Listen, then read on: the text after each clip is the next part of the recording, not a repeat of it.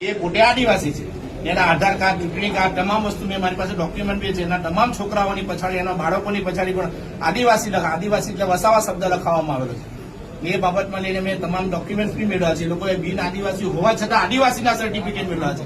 આજ તારીખ સિસ્ટમે આજ તારીખ સુધી આ તાલુકાના કોઈ બાહુબલી ડેટાના ઇશારે એની સામે કોઈ કાર્યવાહી કરી નથી. એટલે પહેલા એ ડેટા સામે બી તપાસ થવી જોઈએ કે જેને પોતે જ આદિવાસીના સર્ટિફિકેટ વેચેલા, એટલે એ લોકો પર બી તપાસ થવી જોઈએ. આખા સોશિયલ મીડિયામાં એ શબ્દ આજે બી ગુંજી રહેલો છે. તે લોકો પર બી પગલા ભરાવા જોઈએ. આવા લોકો અસીમ તત્વ છે કે મારા મમ્મી બી આદિવાસી હતા, છતાં મારી પાસે આદિવાસીનું સર્ટિફિકેટ નથી. હું ગેરંટી સાથે કેમ છું. મારી કાકી પણ આદિવાસી સમાજમાંથી છે, એમના છોકરાઓ પાસે બી કોઈ આદિવાસી નું સર્ટિફિકેટ નથી.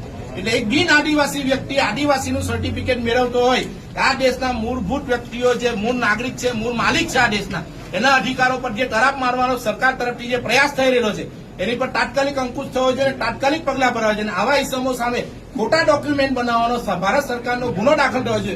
એ તાત્કાલિક એ લોકોને જેલના સળિયા પાછળ મોકલવામાં આવે. જરૂર હોય એટલા દસ્તાવેજ હું રજૂ કરવા તૈયાર છું. મારી પાસે પેન્ડિંગ જ પડેલા છે.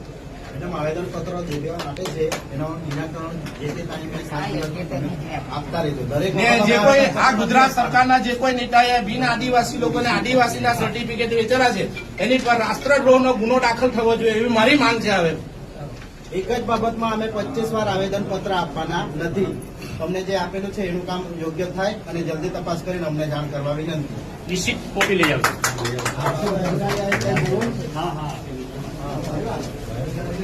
મોબાઈલમાં જ